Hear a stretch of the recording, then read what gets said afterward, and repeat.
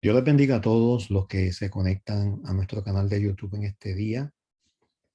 Reciban un abrazo y un saludo de su pastor que les ama y bendice y continuamente intercede al Padre por cada uno de ustedes para que el Señor los siga bendiciendo, dirigiendo y prosperando en todas las cosas, como dice la palabra. Y en esta ocasión reciban un saludo desde Carolina del Norte, donde nos estamos hospedando. Y pues les advierto que si escuchan en algún momento de este estudio aviones, es que estamos al lado de una base del Air Force y ellos pues realizan sus ejercicios continuamente y a todas horas. Así que si escuchan el zumbido o el ruido de algún avión, pues posiblemente es un avión de combate que está haciendo algunas maniobras cerquita de nosotros o encima de nosotros. Así que le hago esta advertencia. Y como de costumbre, vamos a comenzar considerando el texto bíblico del día. El mismo se encuentra en el profeta Isaías, capítulo 64 y verso 8, que dice: ahora pues, Jehová, tú eres nuestro Padre, nosotros barro y tú el que nos formaste. Así que obra de tus manos somos todos nosotros. Qué bendición, qué privilegio el nosotros poder entender y comprender la magnitud de esta porción bíblica, de este verso bíblico. El salmista David lo decía de otra forma, decía: pueblo tuyo somos y ovejas de tu prado, y no nos pertenecemos a nosotros mismos. Y es importante entender y comprender también que no somos un accidente, no somos un accidente de nuestros progenitores, de nuestros padres, no. Dios nos diseñó desde antes de la fundación del mundo y nos puso en la historia precisamente en esta temporada, en este tiempo que nos ha tocado vivir. No nacimos en la Edad Media, no nacimos en el Renacimiento, no nacimos para los principios de la historia de la iglesia. Dios nos puso en el calendario para esta temporada y para este tiempo. Así que hay un propósito de Dios contigo y con los tuyos. Y por eso le damos a Él la gloria, la honra y la alabanza. Él es nuestro Padre. Nosotros somos barro que Él formó. Y esto hace alusión y referencia a la creación del primer hombre, que Dios lo formó del barro, del polvo de la tierra. Pero también debemos entender en este texto la importancia de que somos la corona de esa creación divina. Obra de sus manos somos todos nosotros. Y podemos ver en nuestro prójimo la imagen y semejanza de ese Dios todopoderoso.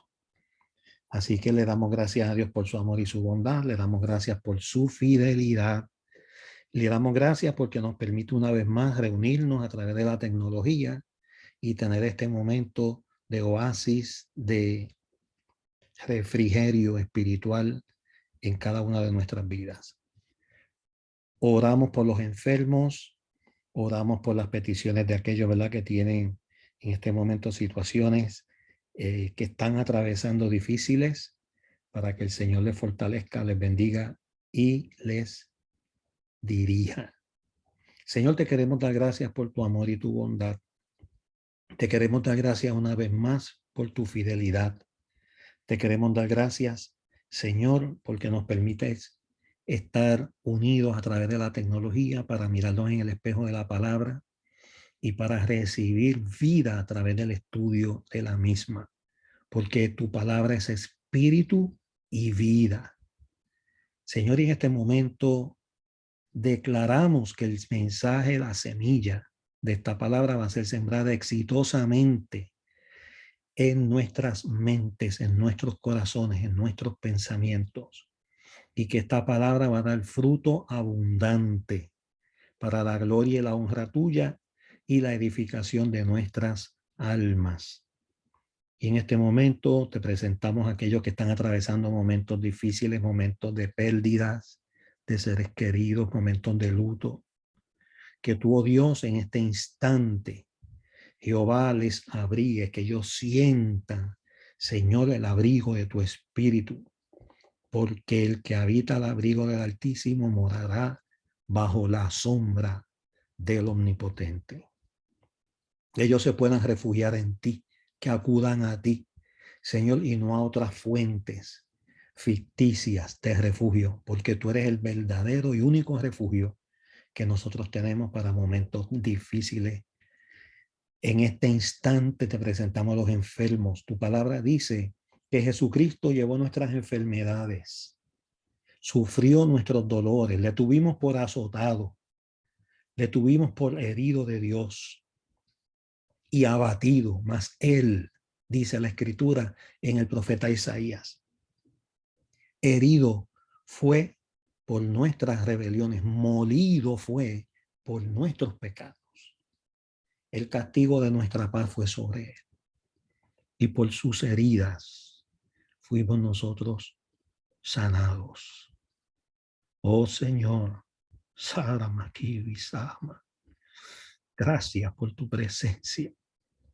Podemos sentir, Señor, los efluvios de tu Espíritu Santo. Yo sé que en este momento milagros, Señor, se están realizando. Aleluya. Gracias, oh Dios. Aleluya. Porque tú eres el mismo ayer y hoy y por los siglos. Y en este momento virtud sanadora está fluyendo en cuerpos quebrantados, cuerpos enfermos. Personas, Señor, que se están recuperando en hospitales, se están recuperando en sus hogares. Y que tú les estás impartiendo salud y vida a través, Señor, de tu palabra y de tu espíritu. Te damos la gloria y la honra, porque tú cuidas de nosotros la corona de tu creación. En el maravilloso nombre de Jesucristo. Amén y amén. Bueno, les recordamos que este es el mes de nuestro aniversario número 50 y por supuesto vamos a estar celebrándolo por los próximos meses, pero este es el mes de aniversario y les recordamos que el último domingo de este mes tenemos la celebración y le pedimos, ¿verdad?, a todos los que vayan a asistir a esa actividad, dado que vamos a preparar unos alimentos para disfrutarlo congregacionalmente, que por favor por mensaje de texto no se olviden, ya muchos, debo decir, la inmensa mayoría ya ha confirmado su asistencia por mensaje de texto. Nos pueden escribir al WhatsApp 787-472-2273. Y si no tienes WhatsApp, por mensaje de texto a ese mismo número de teléfono 787-472-2273. Amén. Y bueno, pues vamos de inmediato a continuar con el mensaje a Filadelfia.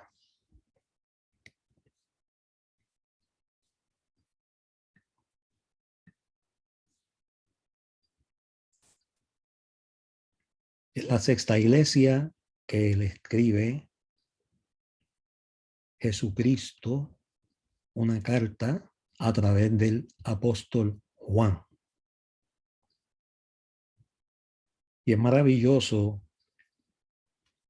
seguir la secuencia que hemos tenido desde la primera iglesia, Éfeso, Esmirna, Pérgamo, Tiatira, Sardis, y pues estamos en este momento considerando el mensaje a la iglesia de Filadelfia. Y en esta ocasión vamos a estar cubriendo el tema Cristo alaba a su iglesia. Y vamos a comenzar en Apocalipsis capítulo 3 y verso 8, que dice: yo conozco tus obras. He aquí he puesto delante de ti una puerta abierta, la cual nadie puede cerrar. Yo conozco tus obras. Qué importante saber que Dios conoce nuestros pensamientos, pero nuestros pensamientos se hacen obras, acciones, decisiones. Toda obra primero es un pensamiento. Y una vez que ese pensamiento da luz, se convierte en una obra. Y el Señor conoce tanto nuestros pensamientos como nuestras obras. Las obras son importantes para Dios, por supuesto que sí. Y las obras de la fe son las que mantienen la fe viva. No somos salvos por las obras de la carne, sino por la gracia de Dios. Pero esa fe se mantiene viva a través de las obras de la fe. Y el Señor conoce nuestras obras. A Él no lo podemos engañar. En Gálatas capítulo 6 y verso 6 dice, no os engañéis, Dios no puede ser burlado. Aleluya. Todo lo que el hombre sembrare, eso también segará. Y ahora el Señor le dice a esta iglesia de Filadelfia que le ha puesto delante una puerta abierta. Y es una puerta abierta que nadie puede cerrar. Porque aunque tienes poca fuerza, has guardado mi palabra. ¿Qué es guardar la palabra? Engavetarla, esconderla, guardar la palabra es obedecer la palabra. Y fíjense que el Señor nos dice que la palabra profética más segura es la escritura. Esta es la escritura.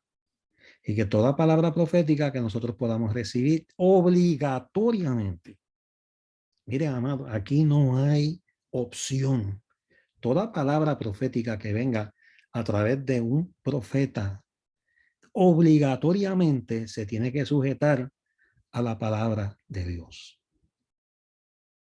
A la palabra de Dios. Y aquí dice claramente que esa puerta abierta que Dios le ha puesto delante, se la está poniendo adelante como una recompensa por haber obedecido su palabra. Y lo segundo que dice importante, y por no haber negado el nombre de Él. A pesar de que tienes poca fuerza, le dice el Señor a esta iglesia. Bueno, y comenzamos con esa frase de este texto. He aquí he puesto delante de ti una puerta abierta, la cual nadie puede cerrar. ¿A qué puerta abierta se refiere? Algunos creen que se refiere a que las autoridades judías habían excluido a los creyentes de Filadelfia de las promesas hechas al pueblo de Dios. Cuando en realidad es solo el Señor Jesucristo quien en verdad proporciona el acceso a la Nueva Jerusalén y a su reino. Esas llaves no las tiene ningún líder religioso. Las llaves de acceso al reino y las llaves de acceso a esa Nueva Jerusalén son propiedad de Jesucristo. Otros interpretan esta puerta abierta de ese verso de Apocalipsis 3:8 como una oportunidad para extender el evangelio por medio de la predicación. Y esto no sería de extrañar, puesto que la misma expresión se usa con ese significado en otros pasajes bíblicos. Y vamos a considerar algunos de ellos inmediatamente. El primero, Hechos capítulo 14 y verso 27, que dice, y habiendo llegado y reunido a la iglesia, refirieron cuán grandes cosas había hecho Dios con ellos y cómo había abierto la puerta de la fe a los gentiles. Qué tremendo, qué maravilloso. Esta porción de Hechos es una porción extraordinaria porque los judíos y especialmente sus líderes religiosos se consideraban exclusivos de este plan, de este diseño de salvación. Y el plan de Dios desde el principio fue alcanzar a todas las naciones de la tierra. Y cuando decimos todas las naciones o todas las familias, que fue la promesa que le hizo a Abraham, está hablando de los gentiles. ¿Y quiénes son los gentiles? Todos los que no son judíos. Y aquí están celebrando los apóstoles de cómo la puerta de la fe a este grupo de naciones que no eran judías, Dios había confirmado y había abierto esa puerta grande para que todas las naciones de la tierra alcanzaran la salvación por medio de Jesucristo. Pero hay otros textos, por ejemplo, 1 Corintios 16:9, donde el apóstol Pablo dice, porque se me ha abierto puerta grande y eficaz y muchos son los adversarios. Recordemos que cuando el Señor abre una puerta, nadie la puede cerrar. Y por supuesto, siempre vendrá adversidad. Siempre vendrá adversidad. Yo me acuerdo de uno de esos coros que cantábamos tantas veces en la iglesia, y me imagino que lo cantábamos tantas veces porque era una vivencia diaria, pero a veces como que exagerábamos, lo cantábamos demasiado de muchas veces, y era de los preferidos o el hit parade de mucha gente en las iglesias, porque no era solamente en nuestra iglesia, sino de muchas iglesias. Ese coro, yo sé que ya muchos se lo están imaginando, que dice, batalla no es batalla, si no viene la prueba. Si no viene la prueba, batalla no es batalla. Y es la batalla, la adversidad diaria que nosotros enfrentamos. Pero descansamos a pesar de la adversidad, porque nuestro Señor venció. Por eso Él nos dice que no nos preocupemos. En el mundo tendréis aflicción, mas confiad. Yo he vencido al cosmos, yo he vencido al sistema espiritual bajo el cual opera el príncipe de las tinieblas. De manera que descansamos, porque si la puerta la abrió el Señor, nada ni nadie la va a poder cerrar. Amén. Celebra conmigo esa bendición.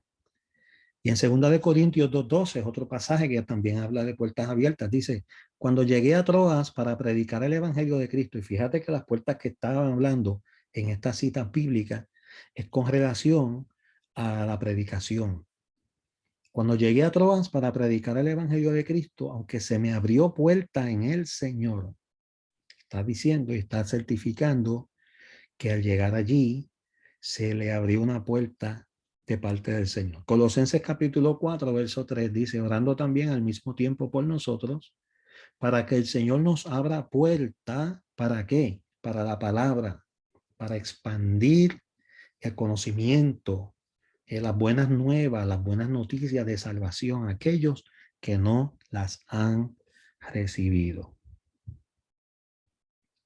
a fin de dar a conocer el misterio de Cristo, por el cual también estoy preso, dice el apóstol Pablo. Bien.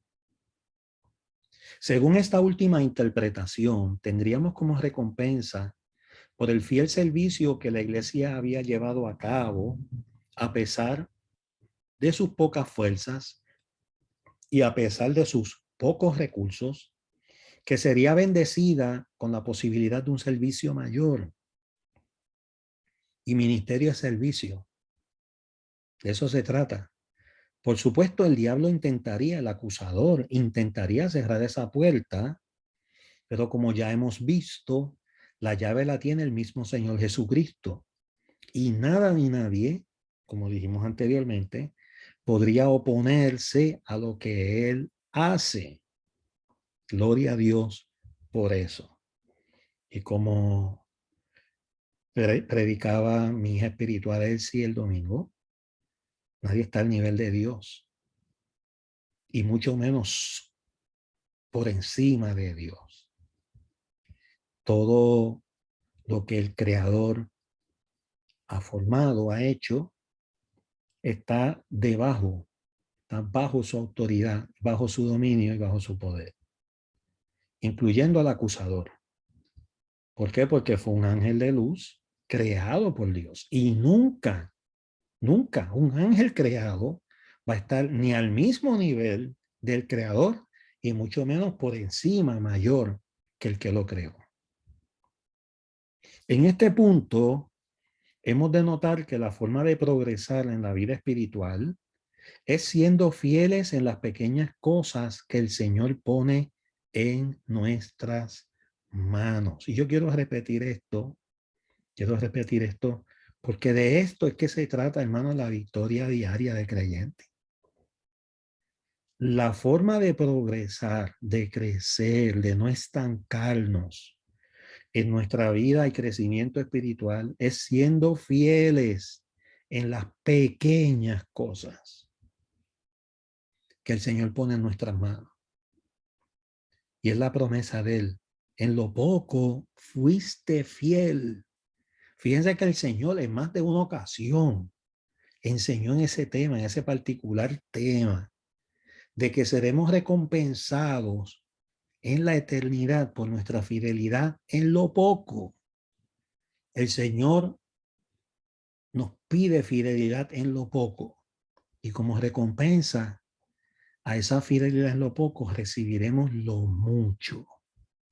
Fíjense cómo dice el Señor, en lo poco fuiste fiel, en lo mucho te pondré, entra en el gozo de tu Señor. Wow. Qué importante es ser fiel en lo poco. Qué importante es ser fiel en lo poco. Yo diría más, yo diría que ahí nos va la vida. Ahí nos va la vida, en esa fidelidad. Tenemos que ser fieles. Tenemos que ser fieles en lo poco. La segunda frase que desprende de ese texto que estamos considerando en este momento es porque aunque tienes poca fuerza, has guardado mi palabra y no has negado mi nombre. Aunque tienes poca fuerza, has guardado mi palabra y no has negado mi nombre. Parece que la iglesia de Filadelfia era pequeña y tal vez sus miembros pertenecían mayormente a las clases más pobres. Nada de esto sería de extrañar en una ciudad que constantemente sufría violentos terremotos.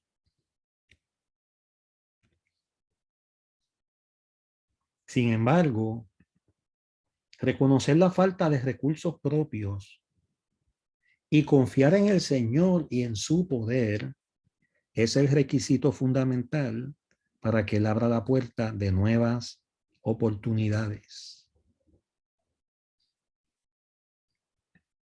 Que los cristianos tengan pocos recursos es algo que Dios puede transformar para nuestro bien. De hecho, la palabra dice que Él puede salvarnos con pocos o con muchos.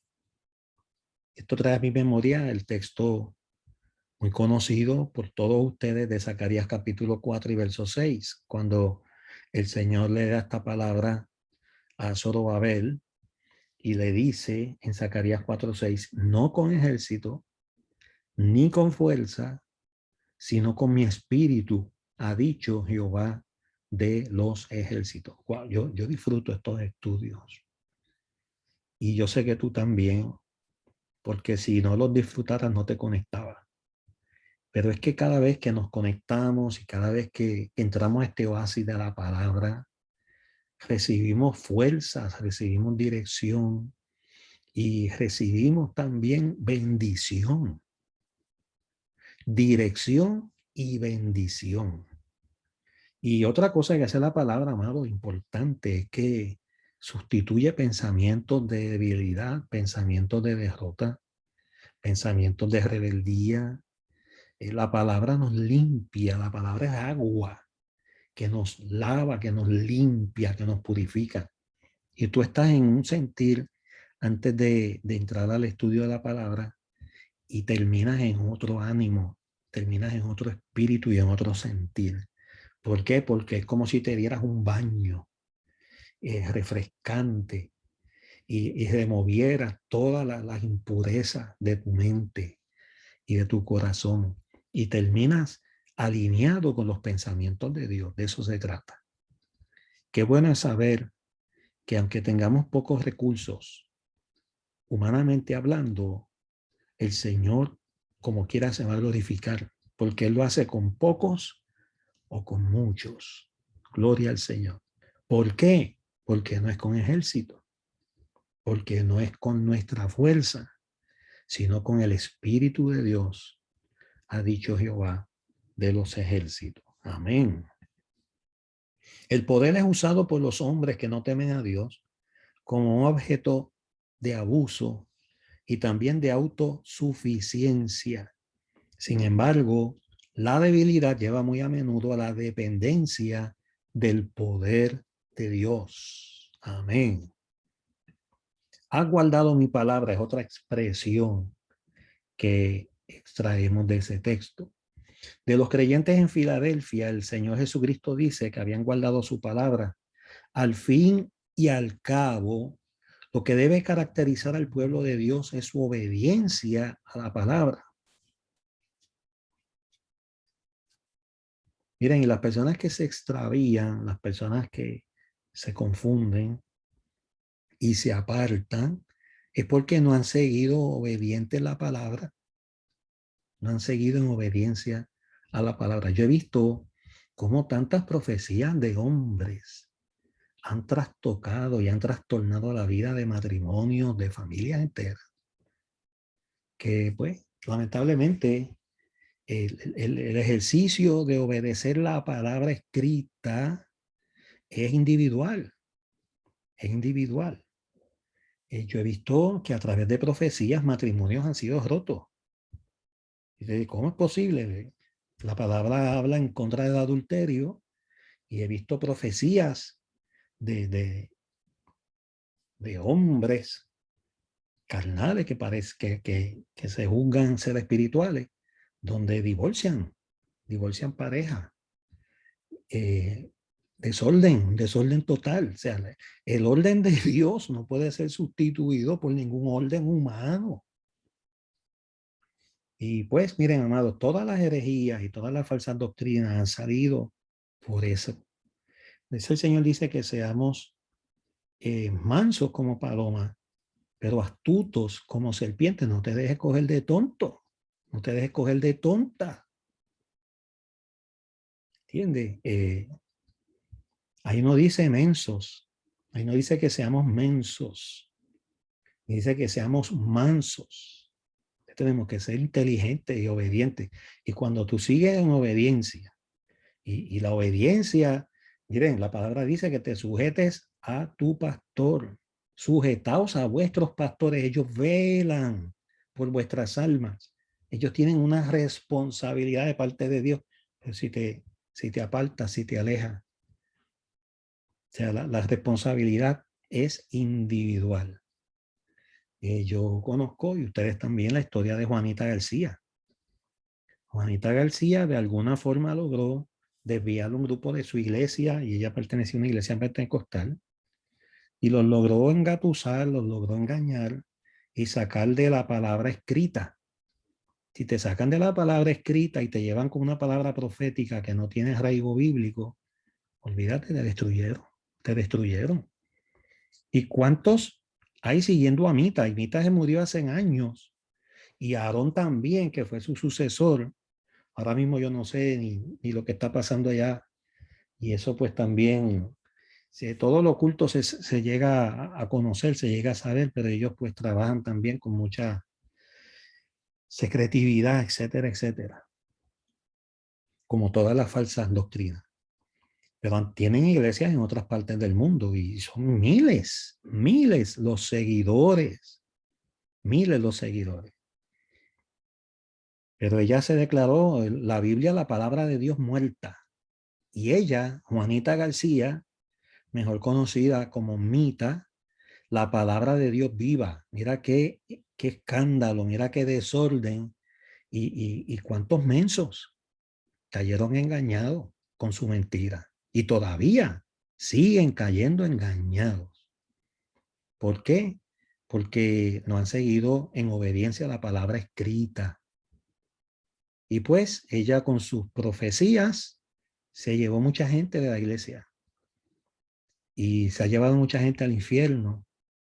¿Por qué? Porque le han quitado la gloria a Dios y se la han dado a una mujer.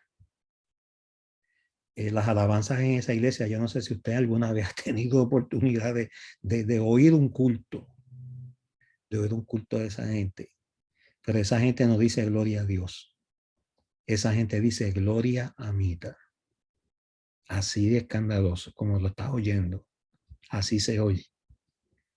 Y son personas que se han dejado engañar porque no han guardado la palabra. Y cuando hablo de la palabra, estoy hablando de la palabra escrita. Cuando tú te sales del orden bíblico, estás a la merced de las olas del mar. Te llevarán de un lado a otro, te van a destrozar, te van a destruir, van a destruirte, van a destruir tu matrimonio, van a destruir tu familia. Y dice la palabra que la condición última será peor que la primera antes de conocer al Señor, a ese nivel de desastre espiritual. Nos lleva el no obedecer y guardar la palabra escrita.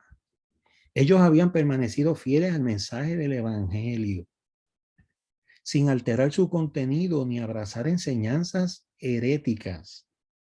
Por supuesto, este es uno de los propósitos principales del adversario. Satanás, lo que significa adversario, al atacar la iglesia, quitar de ella la palabra de Dios o no quitarla completamente, sino mezclarla, que es lo que la palabra llama adulterarla, diluirla, mezclándola con otras cosas que no son de Dios, que no están en el orden de Dios. Esta iglesia se nos presenta como un ejemplo de pureza en este sentido.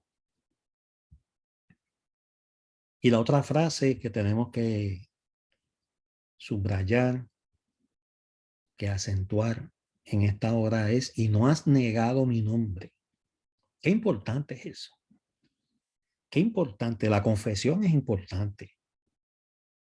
Fíjate que somos salvos creyendo en nuestro corazón, pero también confesando con nuestra boca. Son dos actividades importantes para que haya el beneficio, el ejercicio de la salvación en nosotros, para que se dé. ¿Cuál es el ejercicio? Creer en la mente, creer en el corazón. Y luego que creemos, lo confesamos con nuestros labios. Dice la Escritura en el libro de los Hebreos: si creyeres en tu corazón que Dios levantó a Jesucristo de entre los muertos y confesares con tus labios que Jesucristo es el Señor, serás salvo.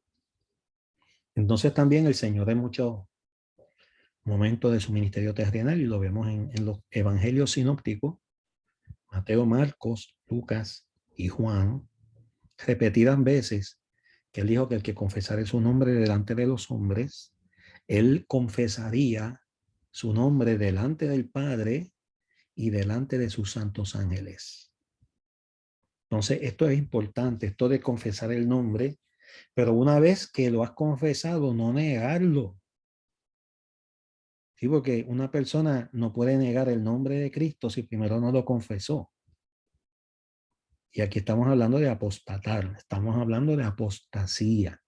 ¿Y qué es apostasía? Esencialmente, luego de conocer al Señor, apartarnos, dejarnos engatusar, dejarnos engañar. Somos confundidos, nos desviamos, pensando que estamos haciendo la voluntad de Dios y dejamos la palabra escrita fuera de nuestra vida y nos dejamos guiar por hombres carnales, por hombres manipuladores, por hombres que pues, no se sujetan ni a pastores, como dice la palabra, ni al pastor de los pastores, porque si yo no me sujeto a la palabra escrita, no me estoy sujetando al pastor de los pastores. Aunque lo diga con mi boca, lo estoy negando con mis hechos. Y ese era el problema de los religiosos de la época de Cristo. Quiere decir, amados, que los fariseos no se han acabado. Los fariseos siguen. siguen. Y fue el problema grande de los fariseos, que decían una cosa y hacían otra. Lo que hacían contradecía lo que decían. Parece un juego de palabras, pero es la realidad. Lo que hacían contradecía lo que decían. Cristo en cierta forma en burla, pero también en corrección, tuvo que decirle a la gente: no hagan lo que ellos hacen, hagan lo que ellos dicen, no lo que hacen.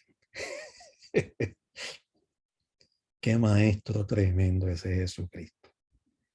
Y en momentos dados, ¿verdad? Le tuvo que decir sepulcro blanqueado, le tuvo que decir que eran hipócritas, porque lo que hacían no iba acorde con lo que decían. Parece que en algún momento los creyentes de Filadelfia habían sido tentados a negar el nombre de Cristo, pero no habían caído en esa trampa. En relación a esto, es interesante recordar que la ciudad de Filadelfia había cambiado 3 veces de nombre para dar honor a sus distintos benefactores. Pero la iglesia se había mantenido fiel al nombre de Cristo. Qué importante esto. Y para concluir, pues vamos a considerar una ilustración del Antiguo Testamento con relación a esta temática. En los tiempos del rey Ezequías, vino Sennacherib, rey de Asiria, contra todas las ciudades fortificadas de Judá, y dice la escritura en Isaías capítulo 36 que las conquistó. Después de esto vino a Jerusalén, que era la capital, al Rabsaces, envió a Jerusalén, debo decir, al Rabsaces, que era el principal general asirio, para decirle al rey Ezequías y a su pueblo que se rindieran. Recordemos que los reyes pues tenían su palacio, estaban acuartelados en la capital, y en esta ocasión pues Jerusalén. Y esto tenía también el significado de que cuando la capital era dominada, era conquistada, el rey, que estaba su asilo, su palacio en esa capital, era destituido, y entonces ese país o esa nación era tomada en cautiverio. Y este Rabsaces, que es enviado por el rey de Asiria, le dice al rey Ezequías y al pueblo que se rindieran. Y la situación, hermanos, bíblicamente, cuando estudiamos este pasaje, era sumamente dramática. Jerusalén era una ciudad muy pequeña en comparación con las fuerzas asirias, y rápidamente fue completamente rodeada. Y esa era la estrategia militar por excelencia. Se rodeaba, es lo que ellos llamaban sitiar, una ciudad. Nadie podía entrar, nadie podía salir, no podían accesar los campos, los frutos de sus campos, los cuerpos de agua, los ríos, no podían buscar agua, los pozos, y era cuestión de tiempo. Nadie entraba, nadie salía, ellos estaban alrededor, ellos usaban los recursos, las siembras, los cuerpos de agua de esa gente, de esa ciudad, y los tenían ahí hasta que se rindieran por hambre, por desesperación. Y vemos, hermanos, que era tan dramático que en ocasiones, y hay en la Biblia ejemplos, personas recurrían al canibalismo. El hambre era tan y tan urgente que hay ejemplos de canibalismo. Y se comían hasta el excremento de las aves a la hora de subsistir, de tratar de sobrevivir. Usted no sabe, y tenemos ejemplos de personas que se han accidentado en lugares sumamente hostiles que han recurrido también al canibalismo para poder sobrevivir. Y han tenido que beber su propia orina y tantas cosas que han pasado en ejemplos de la vida real. Y este era la estrategia de, de estos enemigos que llegaban a una ciudad que estaba fuertemente custodiada, amurallada, fortificada, y pues vamos a sitiarla, vamos a estrangularla hasta ver cuánto duran y termina la gente rindiéndose, abriendo las puertas y rindiéndose. Y esta fue la realidad de lo que pasó a Jerusalén y al rey Ezequías en este pasaje bíblico. El Rabsaces se acercó a la muralla para decir a los hombres de Ezequías que no valía la pena resistirse y que no pusieran su confianza en Jehová. Este fue el error grande del Rabsaces. Cuando le dice y le reclama que no pusieran su confianza en Jehová, porque Jehová no era mayor que los otros dioses de las naciones a las que ellos ya habían conquistado. ¡Wow! Y estamos hablando de dioses en minúscula hechos por manos de hombres, dioses de madera, dioses de metal, dioses de piedra, que eran, ¿verdad?, los recursos que tenían para ese entonces. Y poner a Dios, rebajarlo al nivel de dioses hechos por manos de hombres. Qué equivocado estaba este general asirio. ¿Qué hacer? Si se rendían, sería como decir que Jehová era igual que los dioses de las otras naciones. Pero Ezequías tenía poca fuerza. Escucha esto, importante. Estamos hablando que la iglesia de Filadelfia lo dice, que aunque tienes poca fuerza, no has negado mi nombre, has guardado mi palabra y por lo tanto yo te voy a recompensar abriéndote una puerta grande. Ezequías tenía poca fuerza en comparación con el poderío de los asirios.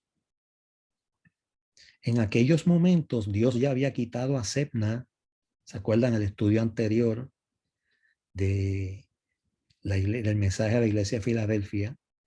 Ya había quitado a Sebna como mayordomo de la casa de David y había puesto en su lugar a Eliakim, tal como le había profetizado Isaías en el capítulo 22 y en el capítulo 36. Este Eliakim, personaje principal en la corte de Ezequías y responsable de la mayoría de las decisiones que en ella se tomaban, era aquel a quien Dios había dicho que le daría la llave de la casa de David, que abriría y nadie podría cerrar, y cerraría y nadie podría abrir. Y esto lo discutimos con lujo de detalles en el estudio anterior. Si no has tenido la oportunidad de verlo, te invitamos a que veas estos estudios desde el comienzo, la parte 1 y la parte 2, que ya están publicadas aquí en nuestro canal de YouTube, del mensaje a la iglesia de Filadelfia. Era el momento de comprobar hasta dónde llegaba esa promesa. Ellos tuvieron fe en Dios y decidieron quedar firmes en el nombre de Dios. Lo cierto es que humanamente hablando, era una situación imposible, pero en esa misma noche el ángel de Jehová visitó el ejército de los asirios y dice la Biblia que mató un solo ángel. Aleluya. Porque hermanos, con Dios, aunque seamos menos que la oposición, con Dios somos mayoría. Un solo ángel mató a 185,000 de ellos. Sennacherib tuvo entonces que regresar a Nínive y dice la palabra que allí lo mataron sus dos hijos. Isaías capítulo 37, del verso 33 al 38, narra el suceso.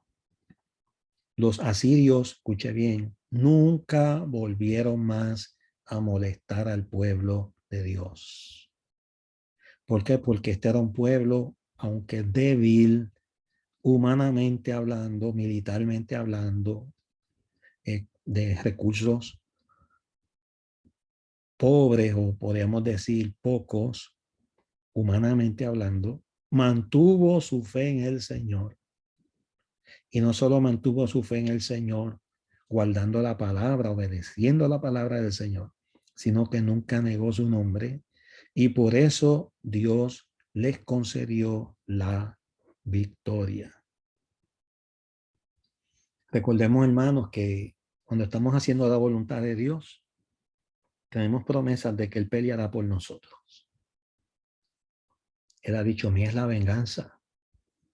También Él te ha dicho, yo daré el pago. La palabra dice, da lugar a la ira de Dios. Deja que Dios te vengue. Deja que Dios pelee por ti. Deja que Dios te reivindique. Déjalo. Y Él lo va a hacer. Él lo va a hacer si nosotros dejamos que lo haga. Entonces, estad quietos, nos dice la Escritura. Conoced que yo, Jehová, soy Dios. Aleluya. Como consecuencia de esto, todas las naciones tuvieron que admitir que realmente era el pueblo de Dios y que Jehová los amaba y que no había nadie como él. Que Jehová era el Dios de Israel y el todopoderoso Dios. Gloria al Señor. Nadie como él, nadie se asemejaba a él y todavía hoy nadie se asemeja a nuestro Señor. Concluyendo, es por esto que el Señor alude aquí al Antiguo Testamento. Es cierto que la iglesia de Filadelfia tenía poca fuerza y también es cierto que carecía de grandes dones. No tenían evangelistas de renombre mundial ni grandes recursos económicos. Eran gente sencilla, pero eran gente que osaron permanecer firmes en el nombre del Señor.